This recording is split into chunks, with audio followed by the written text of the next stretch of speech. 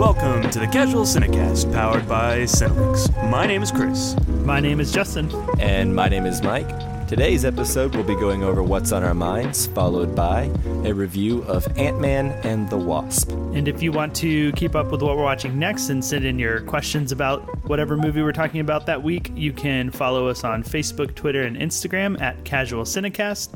You can also join our Facebook group and talk TV and film with us at facebook.com/groups/Casual Cinecast. Or if you want to talk to us directly, you can email us at casualcinemedia@gmail.com. All right, and before we get started, I wanted to go ahead and address some feedback we've been getting. Some people have actually been leaving comments and reviews in various websites and podcast apps like Podbean and things like that. We actually do not get notifications whenever you leave us that feedback. So we went searching through Google and found some of it, and we appreciate all of it. But if we haven't responded or mentioned you on the show, it's probably because we just didn't see it. So we definitely want to hear your feedback. It definitely makes the show better. But yeah, definitely reach out to us through one of the methods that Justin just mentioned, through social media or email. Or if you want to leave a review, iTunes is always the best place where we'll see it. Yep. I've got nothing to add to that. That was exactly right. iTunes is great. But thank you for leaving it anyways. Yeah. So if you've left us any feedback and we haven't mentioned it, or if you want us to get back to you or anything like that, send us an email and let us know where you left that feedback. We'd be happy to search it out and mention it on the show. For sure. So you guys ready to move into what's on our minds? Yes. Yeah.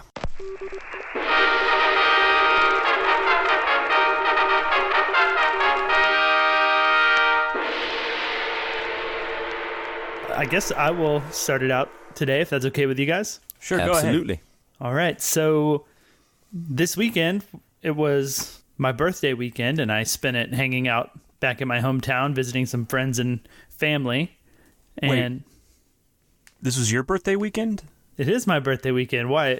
You sound like you might know someone else whose birthday weekend it is. This was my birthday weekend. Wow. Oh, wow. Whoa. Small That's amazing. world. When is your birthday? Yeah. July 9th. When's yours? July 9th. What the? Get out of here. Yep. It's wild stuff. Not really. Yeah. All right. Happy birthday, Mike, is your Justin. birthday July 9th too? And you're just not saying anything? Yeah. No, but it's March 9th. Whoa. Sorry, I don't get to be part of this meet cute that's going on right now. It's okay. Yeah. But happy birthday, Justin.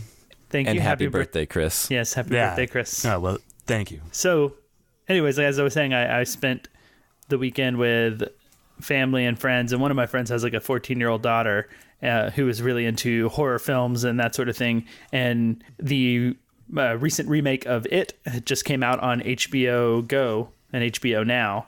And so she really wanted to watch that. So we all sat down and I rewatched It for a second time, which is my first time to watch it again since theaters. And still really good. I don't think we weren't doing the podcast before, so I haven't talked about it yet, but I really liked it the first time. Still really good this time. It's a lot of fun. The characters are great. The kids are great. The story's interesting. Pennywise is a little silly at sometimes, but I kind of like that.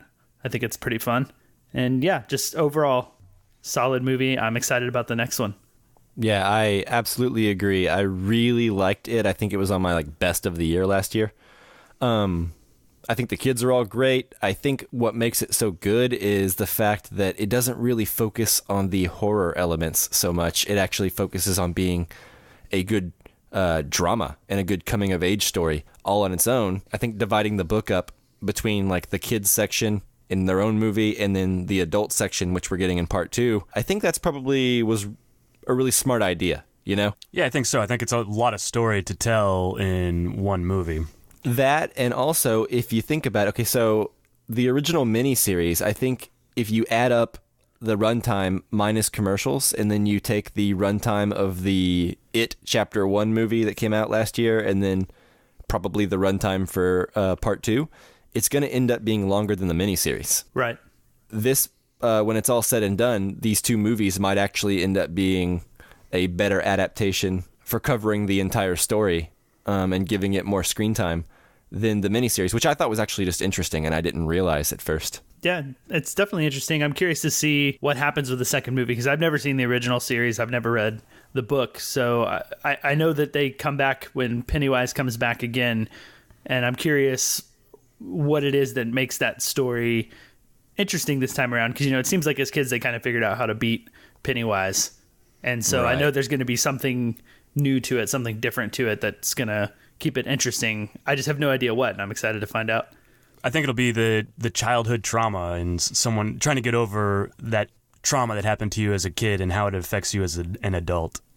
Yeah, and I never really read the books, and I don't remember the miniseries that well. I remember the section or the sections with the adults were always the part I was least interested in when I saw it as a kid, But, I think that's probably just the miniseries not being very good, and also me being a child whenever I was watching it. So, who knows?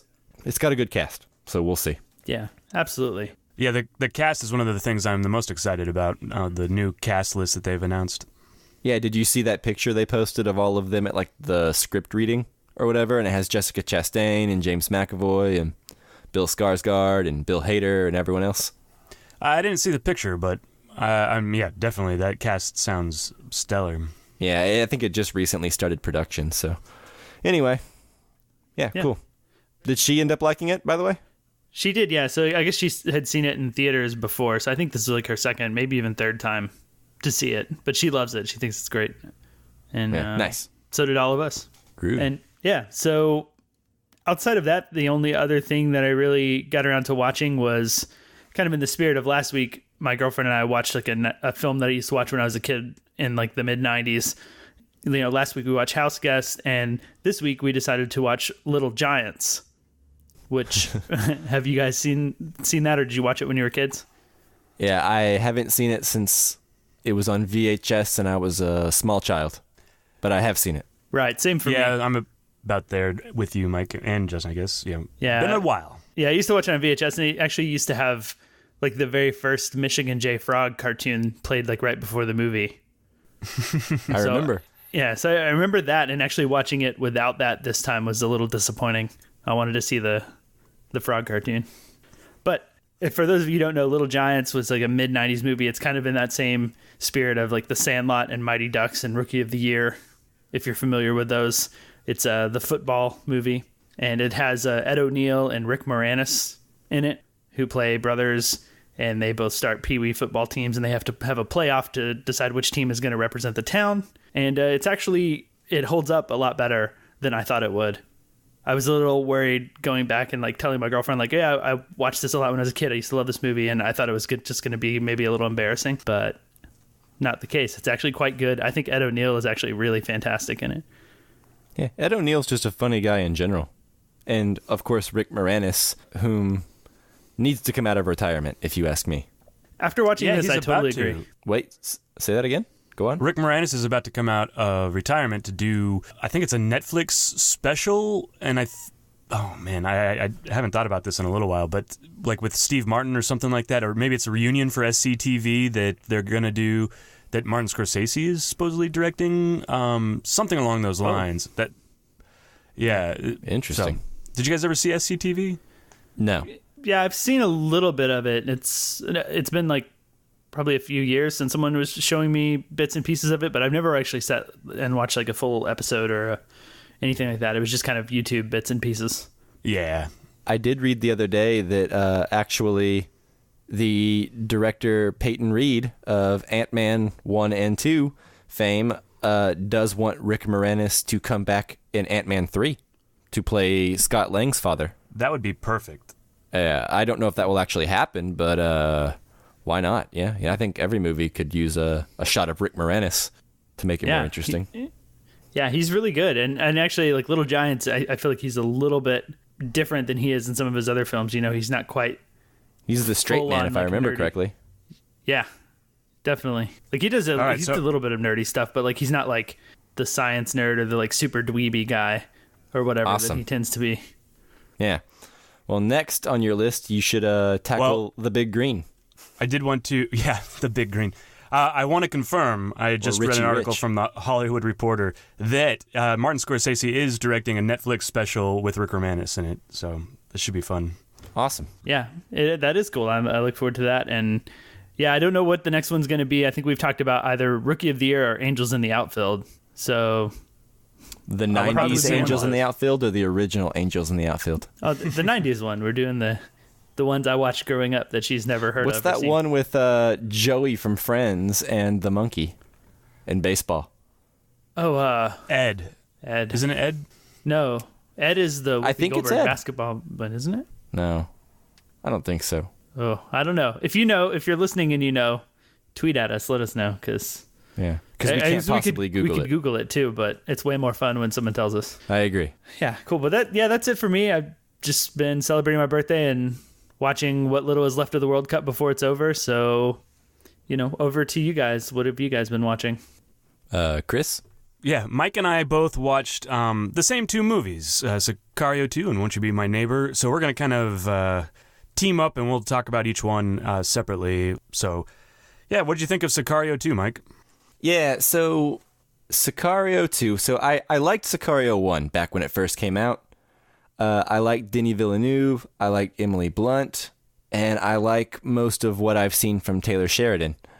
Without the return of Emily Blunt, Roger Deakins, Denis Villeneuve, or any of the primary things that made me like the first one, I wasn't too excited. And also changing the title from Soldado to Sicario to Day of Soldado was not a good sign, in my opinion, for the movie that we were to get. And ultimately, I think we got the movie that sounds like you're going to get whenever they change the title to such a thing, right? So, bummer. Yeah, I feel like it was pretty unnecessary. It wasn't awful by any way, shape, or form, but it was pretty bland. I don't think I hated it by any means, but I wanted more. I felt like they tried to evoke a lot of what made the first one good, but they weren't able to strike the same tone. The shots weren't as striking. The mood wasn't there. Yeah, it attempted to expand on some of the characters, but not the characters that really we wanted expanding on. It takes a lot of the mystery away from some of the characters that they carried over from the first one to the second one. So, to its detriment. What about you, Chris?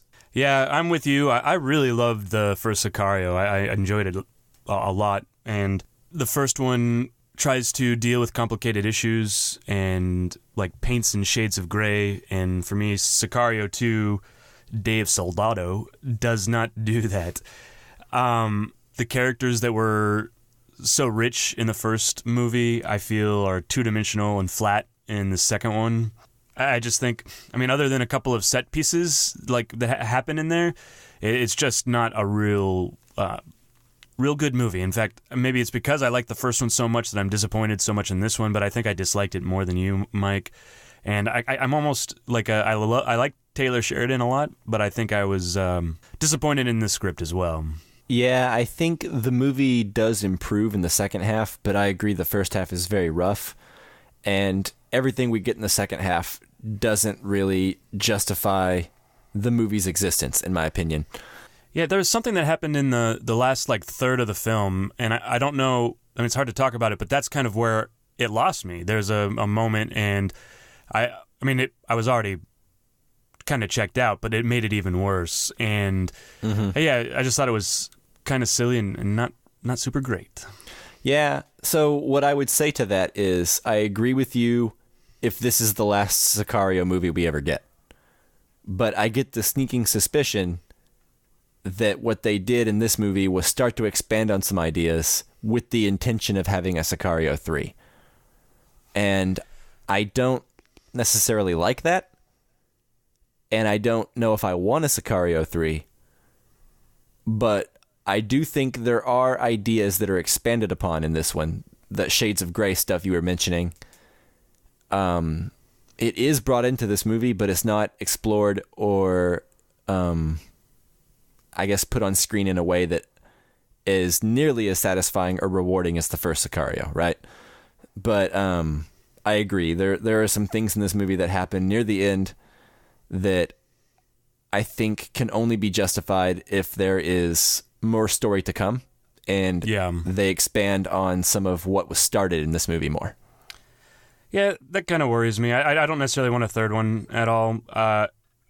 What I am interested in is the Yellowstone, and after this movie, the Yellowstone is the TV show that Taylor Sheridan is like running, and he's writing some of it. It's with Kevin Costner in it, and I was really excited about it. And then because I'm a fan of Taylor Sheridan, and after this movie, I'm a little bit more hesitant. Yeah, I think his style and his dialogue is something that needs to be handled with just the right kind of director. Yeah, and I mean, you can't get much better than Denis Villeneuve, right? I agree. And so, we'll have to see and kind of see where he goes from here. But he's certainly written a lot more hits than misses so far. So I think we should continue to give him the benefit of the doubt for now, especially since I don't think this movie is a complete train wreck, Sicario 2, but it certainly was unnecessary and seems kind of like a cash grab to me. Yeah, that's how it kind of felt to me as well. Yeah. It came across that way to me as someone who thought the first Sicario was okay and had no interest in it. It just felt like, make a sequel to a movie that people liked so that they'll go see it. I think I would have felt that way before the movie if, like, Taylor Sheridan hadn't been on board, and if the Benicio del Toro and what is his name? Josh Brolin. Yeah, Josh Brolin hadn't been on board. But I felt reassured by them coming on board, but ultimately was disappointed. I think the first time I saw the billboard I drive by on the way to work, there's like a billboard for this, and it's the skeleton with like his arms out, and there's like a Mexican flag on one side and an American flag draped on the other. It just felt like, I don't know. It just seemed kind of lame. Like the marketing for the second one feels like it's not appealing to the same crowd of people who liked the first one. Yeah, because I remember the first one, what was interesting was the characters and their conflicts that they had internally, right? And trying to figure out what was the right thing to do. And it feels like they're trying to market this one as like Narcos. Yeah. Season 4 or whatever. Yeah, like drug war criminal action movie thing. Yeah, and that's not what anyone who appreciates Sicario wants. Yeah. Oh, well, so anyway, I assume you guys recommend probably not seeing it unless, I don't know. I don't even know if there is an unless. I would say don't see it unless you hear that there's a third one announced, and then you just need to see it. Yeah, or even then, if you're curious about it, wait till it comes out on DVD. Stream it. Wait till it comes out on Netflix.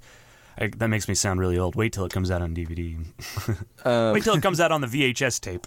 What I would say, though, is if you are a fan of the TV show Narcos on Netflix, give this a shot, because it's more in that vein, whereas the first one was kind of more of a slow burn.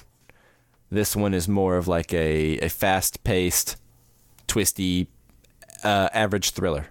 Awesome. Cool. We'll have to avoid Narcos. Yeah. But, sorry. If you enjoyed it, that's fine. I think Narcos is pretty much like this movie, so it's okay. It's fine. It's got a market, though, is what I'm saying, is people like that stuff. Drug cartels and crime stuff at the border. Yeah. There's a market for that. Well, let's move on to a much better movie, in my opinion. Won't You Be My Neighbor? Much happier. Well, sort of happier, but certainly more heartwarming. Yeah, more heartwarming. Absolutely. Won't You Be My Neighbor? What did you think of that, Mike? I really liked it.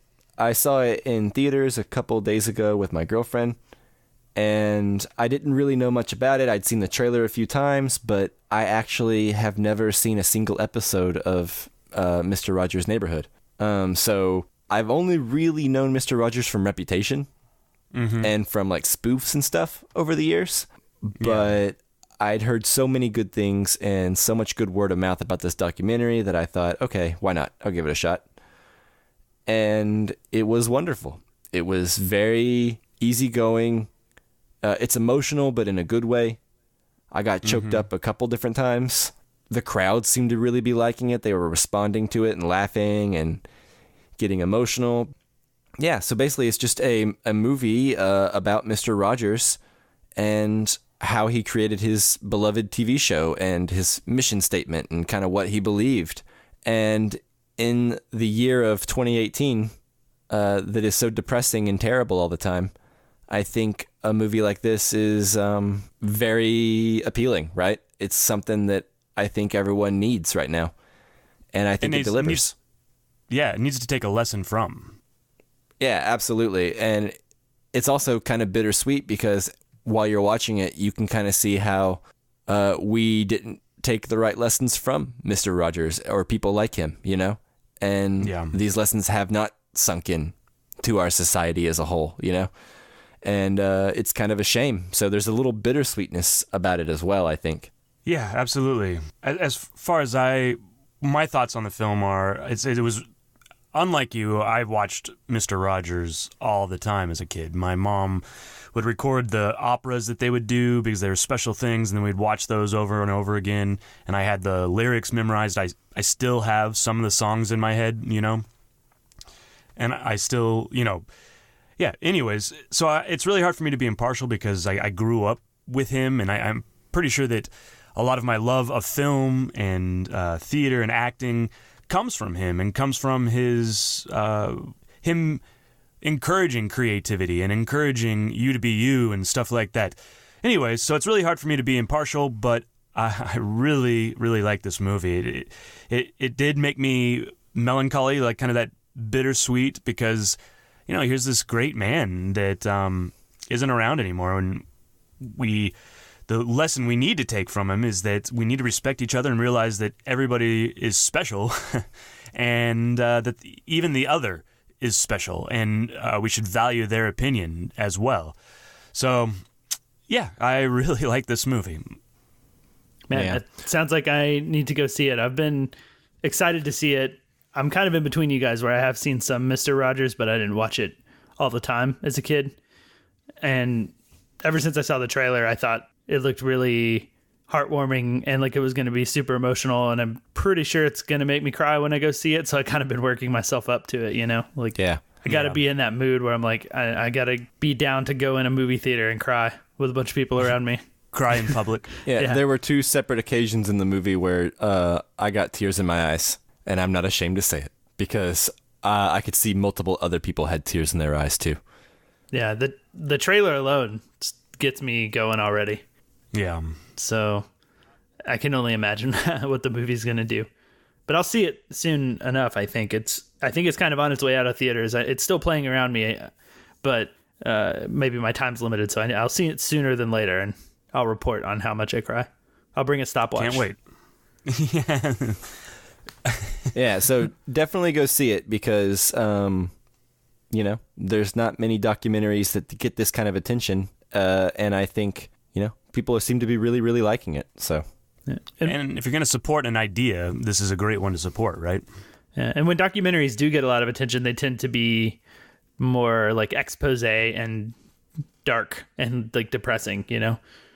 Yeah, exactly. So. And this is definitely not that movie. So if you were worried about having your image of Mr. Rogers shattered, there's definitely some stuff in there that you didn't know and that isn't flattering, but nothing that's going to ruin your image of the man, I don't think.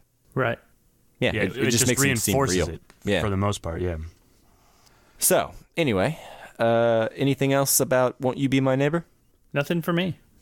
I'm good. All right, so... Are we ready to move on? Yeah, let's do it. All right, so before we move into our review of Ant-Man and the Wasp, we wanted to go ahead and cut over to a promo from our friends at Cinema Recall.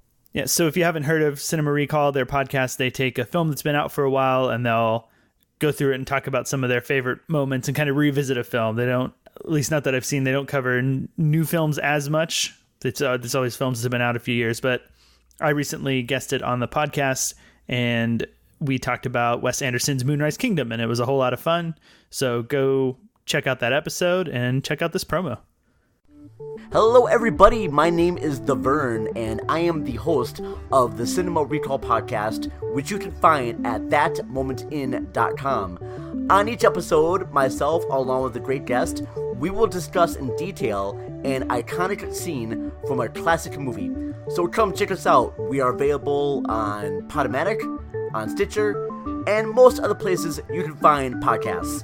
We are also on Facebook, just type in Cinema Recall, and we are also on Twitter at cinema__recall. We hope you enjoy the show, and thank you for listening.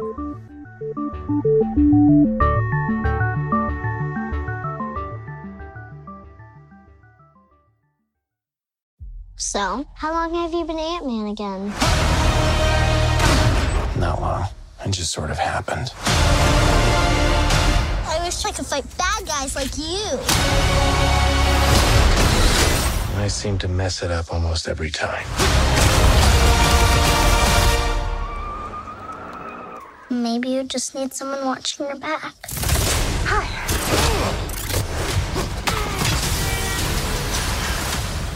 Like a partner.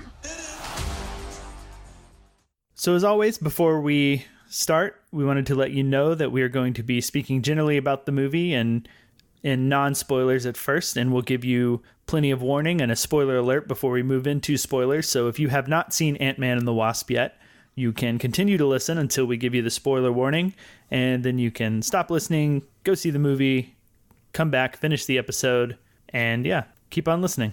All right, so Ant-Man and the Wasp, directed by Peyton Reed, starring Paul Rudd, Evangeline Lilly, Michael Pena, Michael Douglas, and Walton Goggins. And Michelle Pfeiffer. Yeah. I don't see Michelle Pfeiffer on this list. Anyway. I was trying to keep the list kind of concise, I guess. Well, then cut out Walton Goggins. I should have cut out Walton Goggins. Yeah. It's the benefit of hindsight. The IMDb synopsis says, as Scott Lang balances being both superhero and father, Hope Van Dyne and Dr. Hank Pym present an urgent new mission that finds the Ant-Man fighting alongside the Wasp to uncover secrets from their past. Jesus, that's like a novel. I know. Yeah, are you out of breath, Mike? Do you need to take a sip of water? Yeah. Too long, IMDb. Too many names. Way too many names. So, are we ready to move into our overall expectations and thoughts of Ant-Man? Yeah, definitely. So, who wants to go first? I can go first. I don't do that too often. Right. Okay, so I have not seen Ant-Man 1, although it's not called that. I think it's just called Ant-Man, right? Nope, it's called Ant-Man 1. Interesting. Yeah, they were very presumptuous that they were going to make a second one. Well, okay, I have not seen Ant-Man 1. And so I didn't have too much expectation. I know that I was originally excited when I first heard about Ant-Man 1 when Edgar Wright was supposed to direct it. And I thought that sounded very interesting and like it would be unique. The whole concept of Ant-Man shrinking and growing, I thought there was a lot of cool stuff that could be done with it. Whenever Edgar Wright left the project, I got a lot less interested in it. It was, he was the one thing that got me interested in a Marvel movie at the time because I wasn't watching a lot of Marvel movies like I am now because of this podcast, right? So, so I just never ended up seeing Ant-Man. And I meant to watch it to get ready for this one, but I didn't get around to it. So I kind of didn't really have a lot of expectations other than it seemed like it might be more of a comedy film having Paul Rudd in it. So I kind of expected, that Paul Rudd humor that I tend to like, because I enjoy Paul Rudd and his other films, with some inventive action. Like I thought, we'd have some really fun fight scenes or action sequences. Lots of shrinking and growing. And that's kind of what I was hoping for. I was just kind of having a lot of fun, both from like a comedy standpoint and from a wacky fight sort of standpoint. So that's kind of what I was hoping for. So what about you, Chris? Yeah, I enjoyed the first one, Ant-Man 1, as it has become to be known. I enjoyed it a lot. I think it's mid-tier Marvel. It's not as good as the best, but it's a movie to have fun with. And looking to this movie, I was expecting the same. A good, fun movie, a good ride. I was also kind of a little interested to see how it fit into the overall story, if at all. So those were my expectations going into the movie and how I felt. Mike, over to you.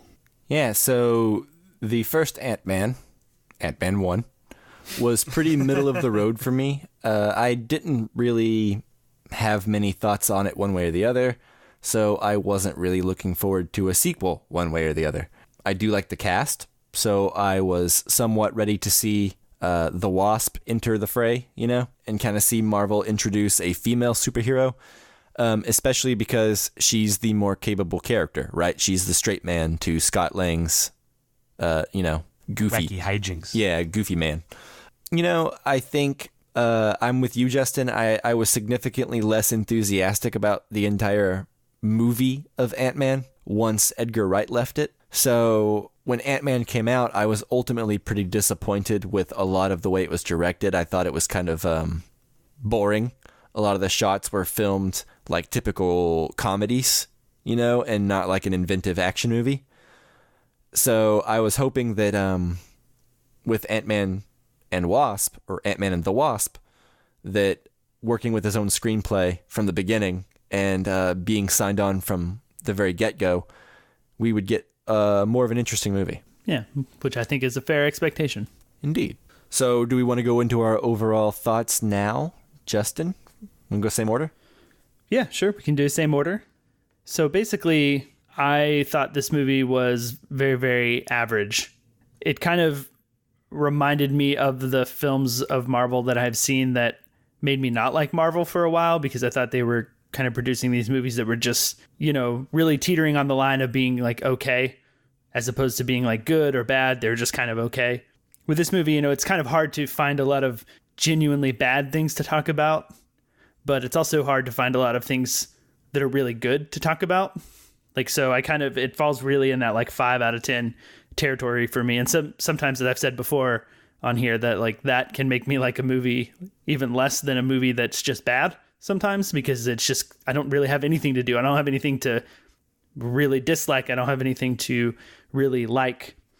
Just a little more specifically, I think the most average stuff in this is the action and like the fight sequences and the choreography. I thought it was a little underwhelming in terms of how inventive I thought they were being with the Ant-Man series.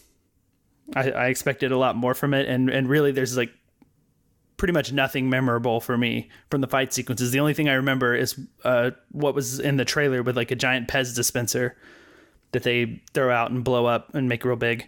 But I remember that because I've seen it multiple times now because of the trailer, right? Yeah.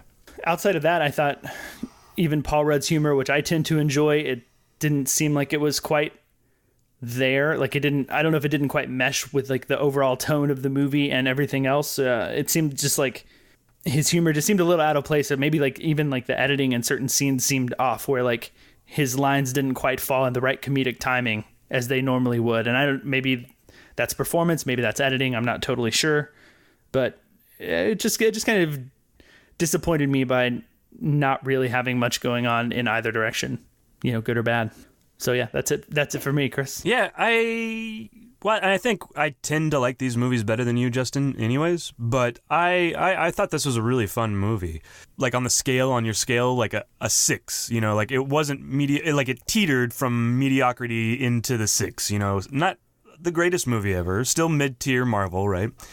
But I thought I really had a good time with Paul Rudd. I thought his charisma really carries the movie and plays off well with the other actors. I thought he was funny. I enjoyed his lines. I thought Evangeline Lilly was fun, and I thought she really kind of took a turn, and she could carry her own The Wasp movie, maybe. And I really actually liked the dynamic between Paul Rudd and his daughter. I thought that the daughter was really cute and adorable and good, a good actress. Yeah, those were my favorite parts of the movie. Yeah, and I thought the fight sequences, I enjoyed those as well. I do think the one thing that I fell flat for me, or I didn't like, was the villain and Lawrence Fishburne. I wasn't ever really super convinced of any great threat from them, or even the Walter Goggins villain. Maybe if Walton they had eliminated Goggins. Walton. No, it's Walter to his friends, so. Oh, excuse me. Yeah. Walton Goggins, if they had maybe eliminated him, or one of the villains, they could have spent more time with one of the villains.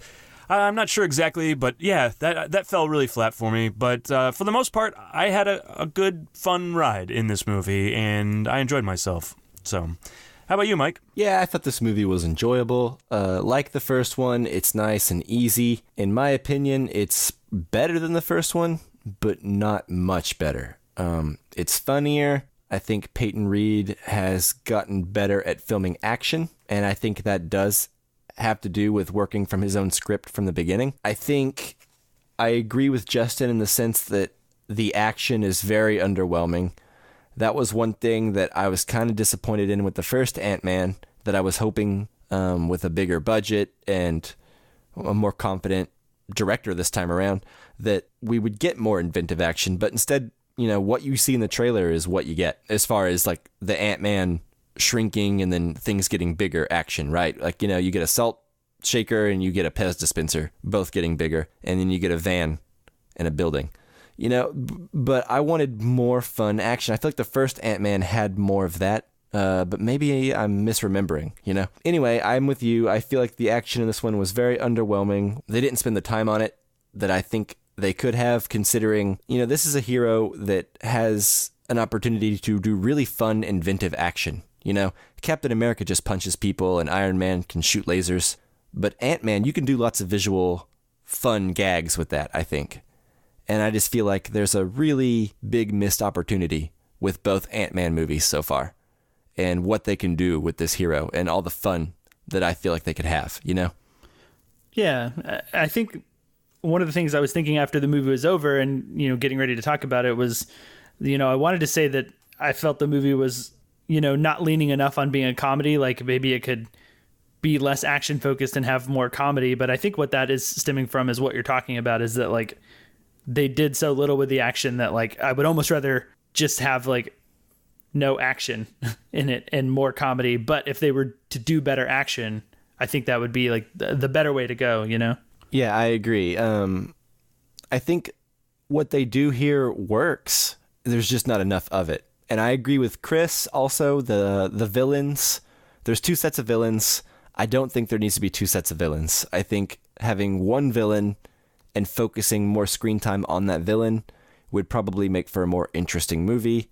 Some of the more interesting Marvel movies of the past few years have been Black Panther and Spider-Man Homecoming. And I think that has to do with well-received villains, Yeah, and it's coming immediately after Infinity War, which has one of the best villains in the Marvel series. Even Infinity War, exactly. Thanos ended up being a good villain. But this is not a step forward. It's definitely like 2 steps back in the villain department. Yeah, it reminds me of the Spider-Man movies that they were making for a while, where it seemed like they always were having 2 villains for some reason. And yeah, exactly. Neither one of them were good. It's kind of like we got like 2 like half decent villains at best. Yeah, exactly.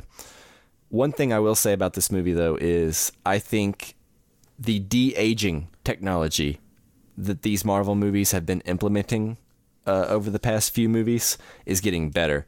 And in this movie, the very first scene of the movie, you get a de-aged Michelle Pfeiffer. And in my opinion, that is the best de-aging I've seen yet. Yeah. Like, I remember Michelle Pfeiffer from Batman Returns, right? And this looks a lot like that. And it's crazy. Like, it just looks real, in my opinion. Do you guys have any opinion on the de-aging in this movie? Yeah, it's awesome how each time they bring it out, the technology gets so much better. Each time they use it, it's better. And yeah, we've come a long way from, even Benjamin Button, that was great, I thought, at the time. But it's really good, and it gets better every time. Yeah, I noticed, like, Michael Douglas, who is also de-aged in the beginning of this film, like looked exactly like he did in Wall Street, and probably things before that. That's just like the earliest Michael Douglas movie I can think of off the top of my head. Yeah, and one of his most famous, so why not? Yeah. But yeah, he looked great. She looked great. It actually stood out to me, and that's something that I don't think I can say that about any de-aging technology I've seen thus far. I'm trying to go over it in my head. Kurt Russell in Guardians 2 looked pretty good. Oh, yeah, okay.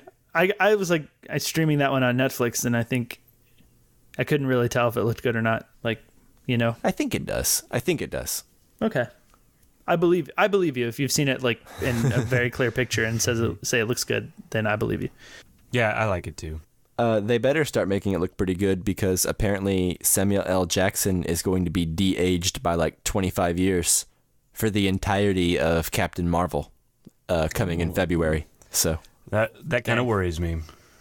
Yeah, so apparently every scene he's in, he's going to be 90s era Samuel L. Jackson, which might be easier on him because he already looks pretty good.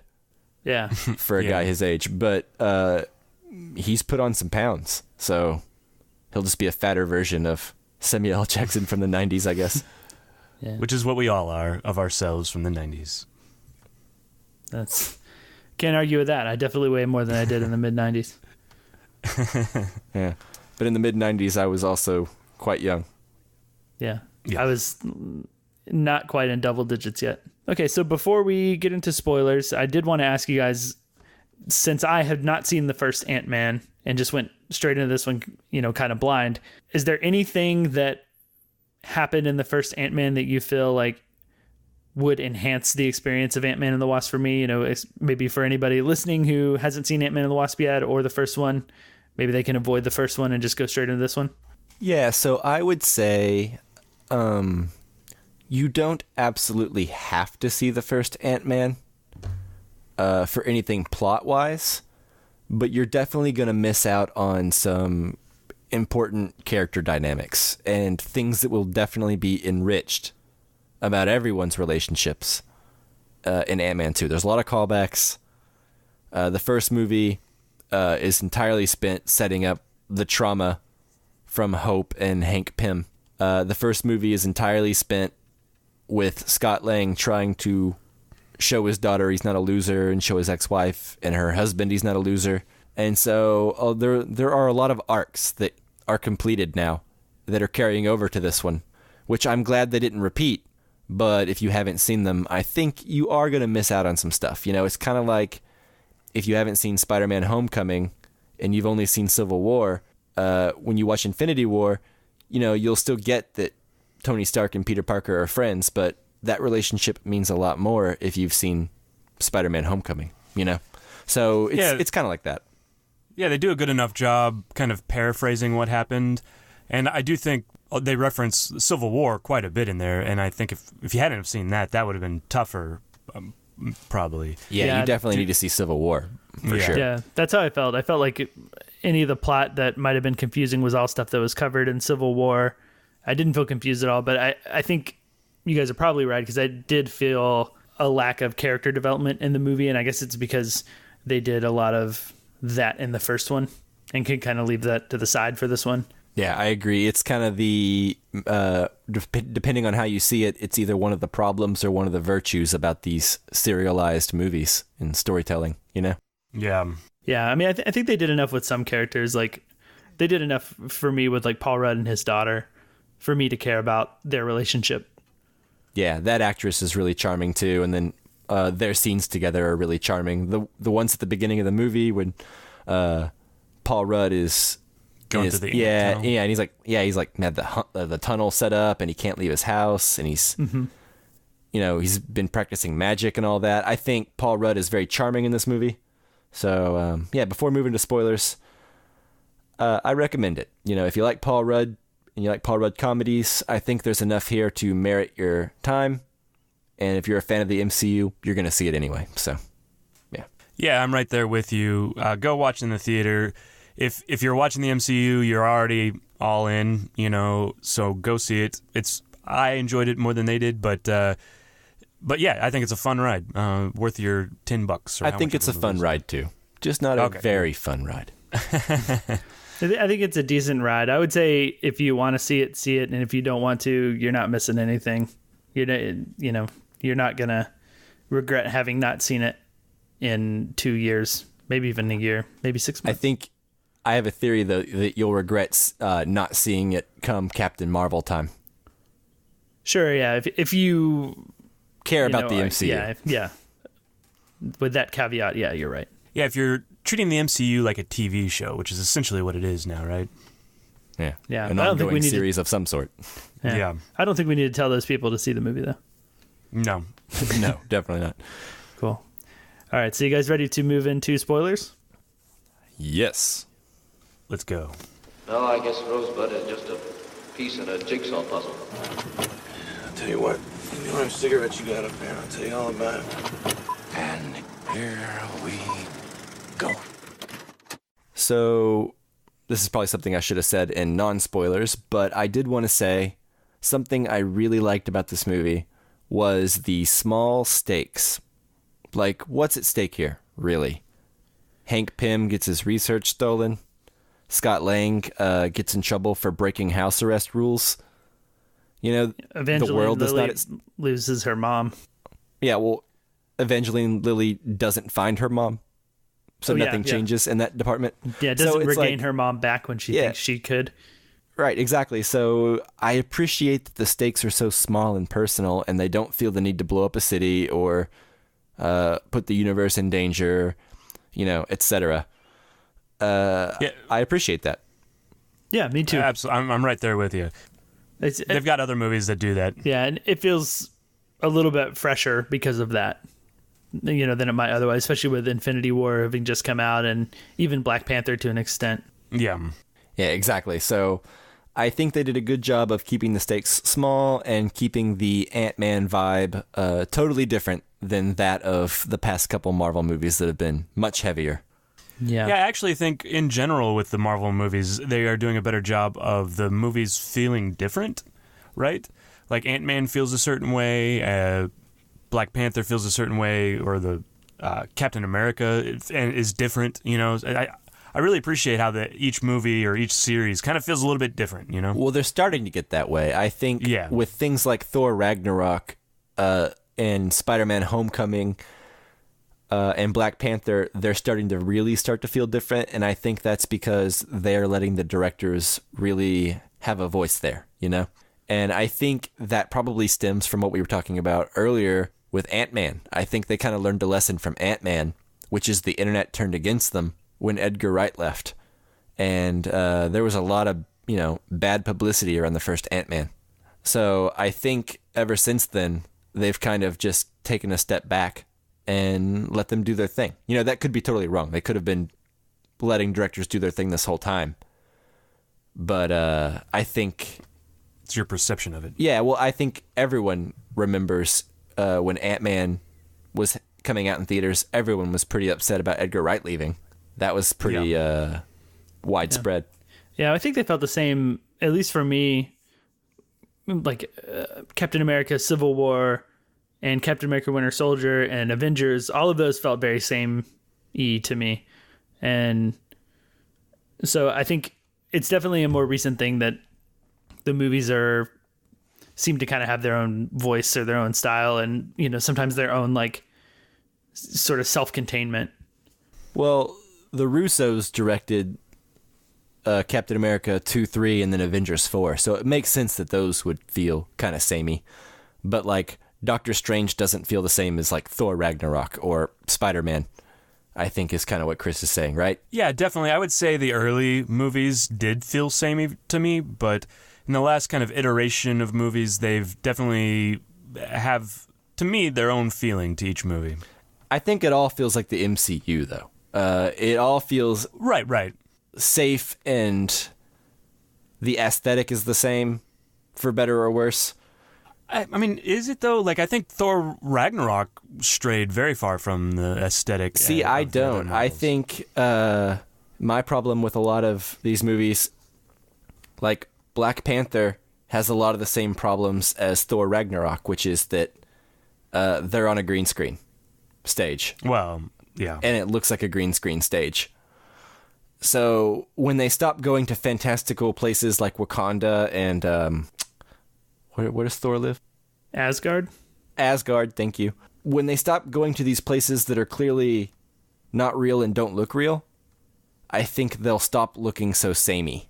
Right. Well, it feels like that's a minor complaint, though. Yeah. I don't know. Sometimes they rely on that location, like the crazy world of Thor, and wherever, like Jeff Goldblum land, whatever that place was called, and Wakanda. They're these totally different looking settings, but the movies still feel the same. Like I don't think that's enough, right?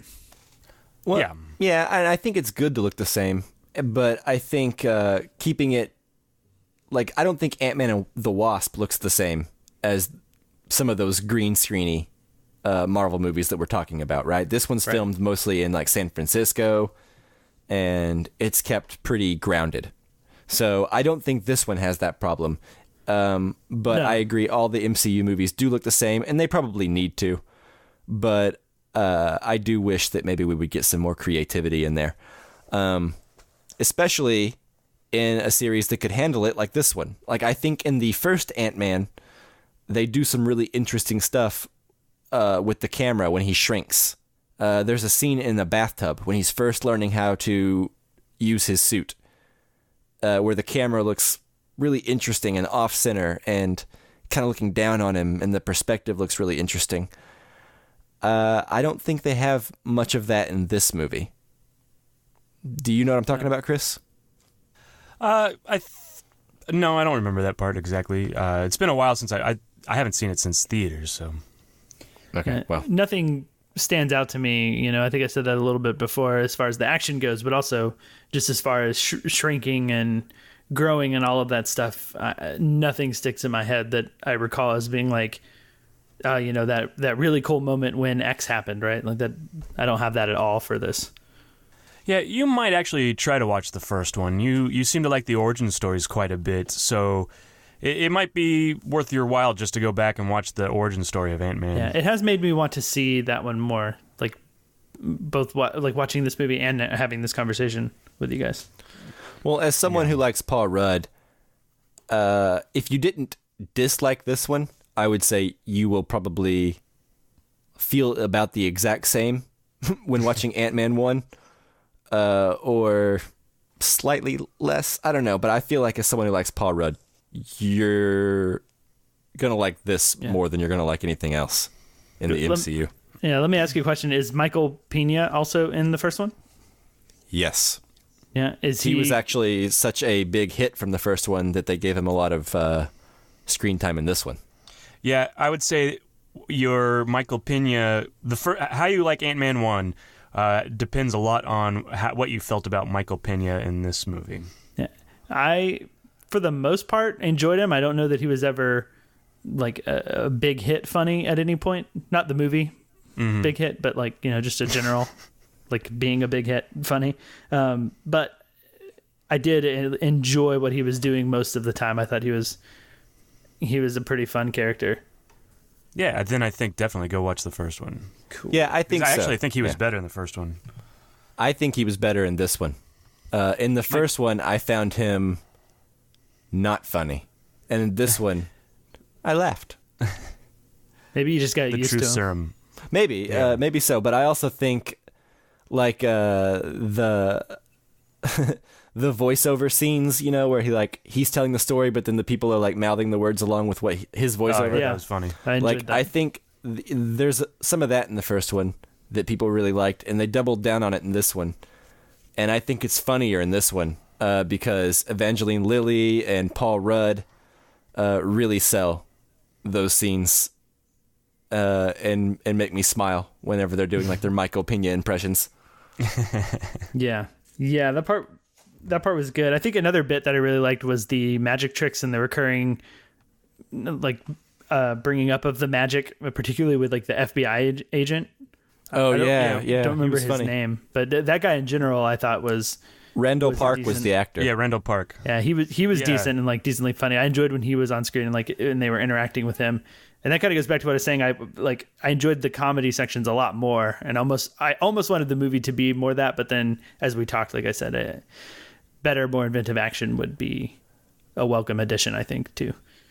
Yeah, I liked the Paul Rudd, Randall Park interactions. I thought that was really fun. And then, later on, he's trying to figure out how to do magic. I thought that was really fun. Yeah, I think they burst into his office. He's got the video thing up on his screen, and he's embarrassed. Yeah.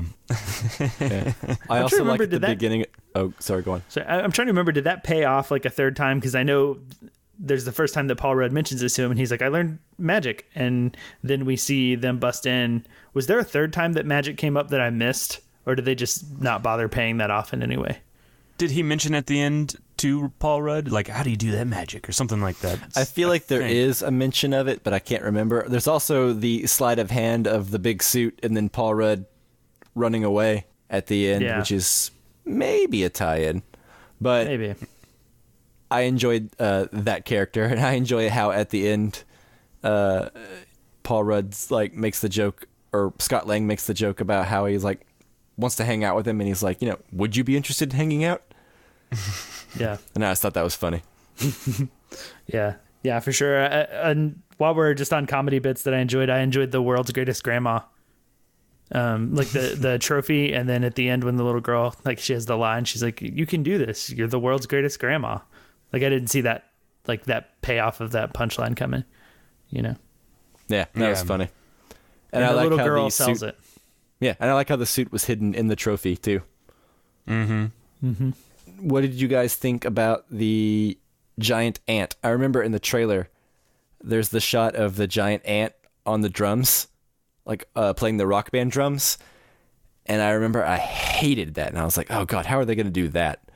But in the movie they actually explain it in a way that makes sense to me, which is like they just program like worker drone ants to just follow his routine.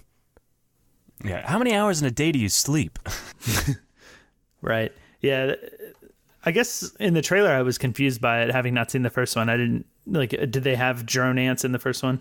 Yeah, there's a lot of like nothing that big, but like they control ants. Like I don't think it's really used to any degree in this movie where it requires explanation, but one of the things he can do is through his helmet, I guess, he can like tell like worker ants to like file up and like build a little ant bridge or carry something, or Yeah, you can talk to him. Yeah, he can basically control them to like move around and stuff like that. So part of his testing in the first one was like make these ants carry a sugar cube and drop it in the coffee or something, Okay. Well, yeah, So actually, oh, go ahead. well, I thought in the trailer that maybe he was like part ant at some time. Like, I thought it was supposed to actually be Paul Rudd, but like maybe sometimes he turned into an ant. So I was glad to see it wasn't that. No. Yeah, and also in the first one they do a lot to address like how silly the entire concept of Ant-Man is, they're very aware of what it is. So, go on. Real quick, while we're on the ants, one of my favorite gags was the seagulls stealing the ants from him as he's trying to call him up, and the seagulls they just keep getting eat eaten. the ant. Yeah. Which I didn't know seagulls like ants. Maybe they do. Maybe they don't. Now you do. This is part documentary. Yeah. It's a bit like Planet Earth. Yeah. All right, go ahead, Mike. Sorry. Did you guys catch the part where they were in disguises and they were just wearing like hats and glasses? And they were like, this isn't a very good disguise. We look like ourselves at a baseball game. I think that was a reference to Captain America, Winter Soldier, where they basically, Black Widow and Captain America go on the run and are hiding out in like caps and glasses. So Caps and glasses. Yeah, I didn't really put Indeed. that together. I should just thought it was just kind of a funny remark. So I enjoyed it, but I guess it goes even deeper. Well, even if it's not an MCU reference, we've seen some movie where the hero just puts on a baseball cap and, Yeah. doesn't really try to disguise himself too well. So Yeah. I feel like it's a reference on just action movies in general, even if it's not a specific MCU reference. Yeah, definitely. So do you guys want to talk about the villains a little bit more, like in detail? Specifically, I do have a question for you guys. Who do you think is the, I guess I want to say worst villain, but maybe I should say like more useless villain? Do you think it's Lawrence Fishburne or Walton Goggins? I think it's Lawrence Fishburne. Yeah, because they kind of try to take this, they try to walk the line with him, right? Where he's both good and bad, or he's trying to help out Ghost, but isn't willing to cross the line. So he's not a full-fledged villain, but he's, I don't know, I was kind of confused a little bit by that. Well, it seems unsatisfying, right? Because because Ghost, she's disappearing, and so she wants to do some evil stuff so that she doesn't have to disappear, right? And Lawrence Fishburne's like, you're not going to hurt an innocent person on my watch. And then she's like, okay. And Although then it's that's his just the end of idea the at first, conversation. right? Not to hurt anybody, I think. But to try to like use her power to help save her. Isn't that like Lawrence Fishburne's idea from the get-go? And then he later on changes his mind, or he basically doesn't want to risk the wife's life anymore. So it's just not done well, right? So at one point, Ghost mentions needing to sacrifice Scott's daughter to accomplish their mission. And Lawrence Fishburne's like, you will not hurt a little girl to do this. And that's just the end of the conversation. And that's literally the end of the conversation. And that's not necessarily satisfying from a narrative standpoint, right? So, because later on, Michelle Pfeiffer's character, when they finally find her and she comes back in, she just fixes her. And it seems kind of Deus Ex Machina-y, I guess. Mm-hmm. Yeah, it definitely does. Because you introduce the idea that there's going to be this moral gray area that they're going to have to reckon with, and then they just don't reckon with it at all. So why bring it up at all? Yeah. You know? Like, it doesn't even make sense. Like, why address the fact that Ghost is willing to be very evil and then take the situation where she has to be very evil away from her, so we never really have to know one way or the other? Yeah, we don't have to know that she would have gone that far. Right. So unless they plan on bringing that character back in Ant-Man 3 and exploring it more, I feel like she didn't get a very satisfying arc. And also, to answer your other question about Walton Goggins, I feel like his character was just a tease for Ant-Man 3 because his employer, whom we don't know who he works for, you know? Right, which kind of annoys me because I just feel like they didn't do enough with him to warrant him being in this movie at all. Yeah, they should have done less with him and had him show up at the end and just teased the villain maybe or something. But don't make him seem like a prominent villain if his whole purpose is just to tease the next villain. Yeah, he's just kind of like there to be like the third in line in like the action movie scenes of like the chases. Right, yeah, he's there to give Paul Rudd something to do in Act 3 while Hank and Hope have the more emotional things to do. Yeah. It's not fair, but every time I see Walton Goggins, I get so happy because I loved him so much in Justified. And Tomb Raider. And he's so... You loved him in Tomb Raider. Oh, that was about to be... And so, like in Tomb Raider and in this movie, I'm just disappointed because he's not as cool as he is in Justified, and it doesn't get enough time. And I mean, he is a Bat character, but man, this guy can be a badass character, and he hasn't gotten his chance in movies yet to do that. But he's even done a couple of Quentin Tarantino where he's not quite as cool as the Justified guy. He was pretty cool in Hateful Eight. Yeah, I mean, his character wasn't cool, but he was cool. Yeah. And I agree there, but like he just hasn't had that big box office break yet, and I think he could be really good. Yeah, I just think that Ghost was the most interesting villain, and I think just having her be more of a bad person and not being able to be controlled by Lawrence Fishburne, like you said, Mike, he says like, you're not gonna hurt the girl, and then she doesn't even consider it at that point.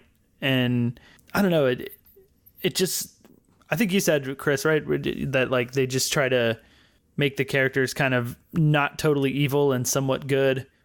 Yeah, and walking the line.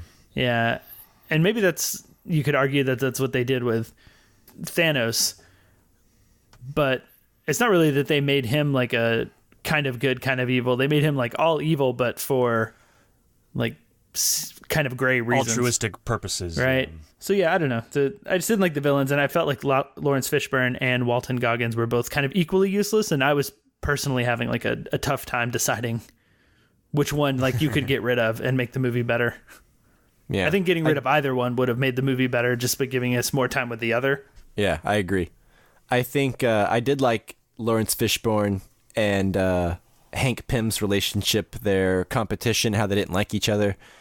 And I liked Scott Lang's conversation with Lawrence Fishburne's character as well about the Giant Man comparisons. Yeah, that was fun. Oh, yeah. Of like, how big did you ever grow? Yeah. It's all in the trailer, but I still really liked it. I also really enjoyed Michelle Pfeiffer and wish we would have gotten more because every movie and movie franchise could use more Michelle Pfeiffer. Yeah, it's a shame that they just stuck her in the whatever it's called. what's the other Quantum realm. area called? The quantum realm. It's Yeah. a shame that they stuck her in the quantum realm and just kind of left her there for the entire movie until maybe the last 5 minutes. I'm sure she'll be a bigger deal going forward. Let me ask you, when she came out of the quantum realm, she seemed to have superpowers of some sort that she got from the quantum realm. The quantum energy. Yeah, let me ask you, is that something that she's going to be able to keep, or was that like a onesie, a one-off use?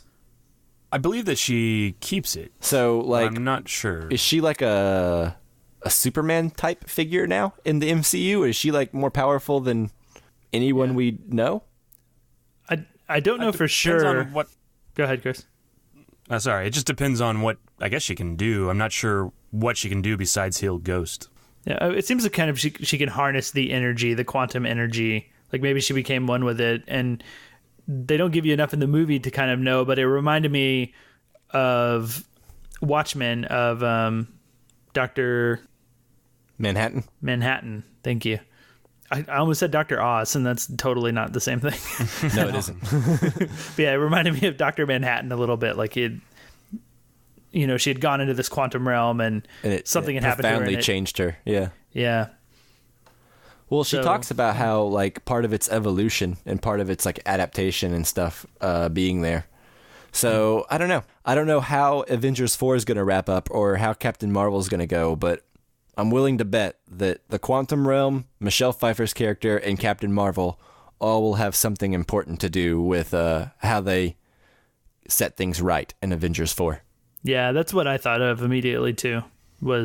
Although she's gone, though she gets erased. Oh yeah, that's true. Yeah, but until that scene, that's when I thought that. Everyone who got erased is not going to stay erased, right? So I don't know. We'll see. Yeah. And while we're on that, do you guys feel that this movie suffers at all from coming right after Infinity War and how important everything in Infinity War was and how nuts the ending was? And this film, we kind of just jump back and revisit this story. We kind of already talked about the small stakes a little bit, but maybe this question isn't different enough, but does this movie just feel less important in comparison to everything that's going on in Infinity War? I mean, yeah, it feels less important, but that doesn't mean that I care less. I inherently care less about Ant-Man as a superhero than I care about Captain America or Iron Man or even Spider-Man. But I don't necessarily think that the tone doesn't work or that the stakes are too small or anything like that. Actually, commented on it earlier. I find this movie a little bit refreshing after Infinity War because it is the exact opposite in tone and in vibe. I think the post-credit scene was smart to tie in with it because that's the question we all had going into it, is how is it going to tie in with Infinity War and how is it going to go going forward? But ultimately, I think it's smart to give us something fun and happy and snappy right after something as heavy and dark and long as Infinity War. Yeah, I agree with you, Mike, that I like the change of pace. I think the one thing is the release schedule that they had, and maybe they've had these dates long before, but I think I would have rather all three movies came out, basically the Black Panther came out in February, right? So, within 4 months of each other almost. So they're very close. It could have been spread out a little bit. If this had to come out around Christmas or something, that would have been... Well, Captain Marvel's in February. I think maybe move Ant-Man and Wasp to September. Yeah, just a little bit later. Maybe I guess the summers you're going to make more money, but I would have appreciated it this year with the release schedule that they did give us if, they just kind of spread it out a bit. But now we're done with Marvel for the rest of the year. Yeah, we have half a year with no more. Maybe that was their goal, which is to give you the longest break you could have so you're more recharged whenever Captain Marvel comes around. Could be. I think that's the one they're really banking on being a big deal. Yeah, Captain Marvel has to. I think she's going to lead the second half, or whatever happens after the Infinity Gauntlet, or whatever they're going to call Avengers 4. She'll be the new leader of the Avengers after Chris Evans dies in Avengers 4 or whatever's going to happen. Right. Yeah, I did enjoy the end credit scene in Ant-Man, or like the mid credits scene. Yeah, the end credit scene pissed me off. Yeah, did you? I was going to ask about that. If you guys waited around for it and felt kind of like I did, and I want to say trolled. I was so mad. I was like, "This is." It's in the trailer. Don't see it. It's the stupid scene I was talking about earlier with the ant and the drums. Yeah, I didn't stick around for that, and I would have been pretty upset, especially coming after Infinity War. I want to know more about how does this all tie in, what's going to happen on the next one, or yeah, that would have upset me a little bit. Yeah, I guess it's kind of in the same vein as the end scene for the first Avengers where they're all just sitting around eating shawarma. It's kind of in that ballpark, but that one's actually rewarding, funny. and this one's not. Yeah. That's true, because it's not even any of the characters from the movie. Yeah, it's just a stupid ant. Yeah. Okay, I have one last thought before we move on and end this. Does anybody have anything else? I don't. What's your thought? When do you think they're going to stop with the Stan Lee cameos? When he's dead? When he dies. I don't want him to die, but I want the Stan Lee cameos to stop. I wish they would do it before then. Yeah. I actually heard a while back that they've actually filmed like a bunch of cameos in advance. So I feel like even if he died tomorrow, you'd still probably get maybe 2 or 3 or 4 more Stan Lee cameos, but I'm not sure about that. I may be wrong. Yeah. I always feel like we've had enough of them that like to me they no longer feel fun or special. They just sometimes they're a little too stop the movie in its tracks for 5 seconds or 10 seconds or sometimes more. We get the same thing with Alfred Hitchcock movies, except for I think Alfred Hitchcock did it much better, where he's just in the. You're looking for him when you watch one of his movies, but he's just in the background and he's not distracting in any way other than that it's Alfred Hitchcock. Hitchcock doesn't like stop the movie dead in its tracks. Right. Like, look at me. Exactly. I'm Alfred Hitchcock right here. Yeah. I'm just over him. That's all I have to say about that. What was his cameo in Avengers 4? Wasn't he a bus driver or something? We don't know because we haven't seen Avengers 4 yet. Oh, yeah. Or Avengers 3. Trick question. Yeah, he was the bus driver. Question. Made me look dumb because I answered it. Yeah. Trick question, hotshot. Okay. So I guess that's it. Anybody have any final thoughts after our discussion? I don't think I have anything different that I haven't said already. No, I'm good. Yeah, no. Let's move on. So let's move on to our final question, which is playing off of Ant-Man and the Wasp. And it is, what is your favorite action duo? Who wants to go first? I'll go ahead and go. My favorite action duo is Bruce Willis and Samuel L. Jackson in Die Hard with a Vengeance. Nice. Yeah. That Die Hard doesn't get nearly enough love, in my opinion. No, I think I really enjoyed it. The movie in general, and I think a lot of it has to do with the Samuel L. Jackson and Bruce Willis, their repertoire and how they play off each other. Oh yeah, absolutely. A lot of fun, and I love the way they, obviously they've been in other movies together, I believe, right? Yeah, I don't know. Maybe not as obviously as you said. Yeah, I was thinking Pulp Fiction, but I was like, They were in Unbreakable. Oh yeah, Unbreakable they did together. Yeah, so and they're going to be in the sequel here soon anyways. But yeah, I really enjoy this. I think Jeremy Irons is really good as the villain. Simon. And this is the last movie before it gets really bad, so. Yeah, I agree. I don't know about that. I like part 4, but I understand that it's a step in the wrong direction. I agree with you on this. I think Samuel L. Jackson and Bruce Willis definitely make this movie.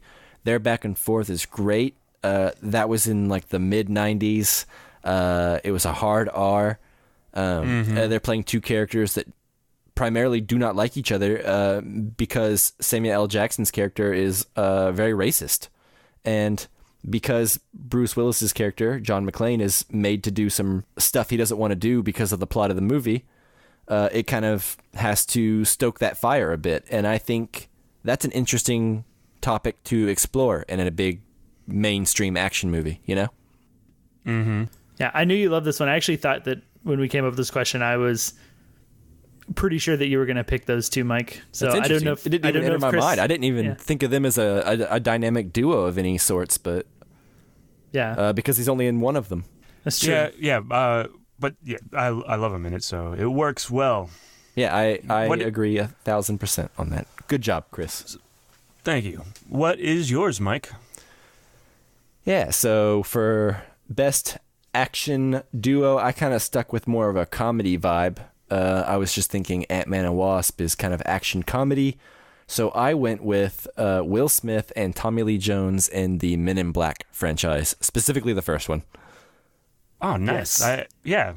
Yeah, I haven't seen this movie in quite some time, but I think the chemistry between Tommy Lee Jones and Will Smith is undeniable. Mm-hmm. Yeah, it's really great. Yeah, they play off each other so well. The deadpan and then Will Smith's goofy young guy charisma that he had in the 90s. So fun, so enjoyable to watch. Vincent D'Onofrio is great. Rip Torn is great.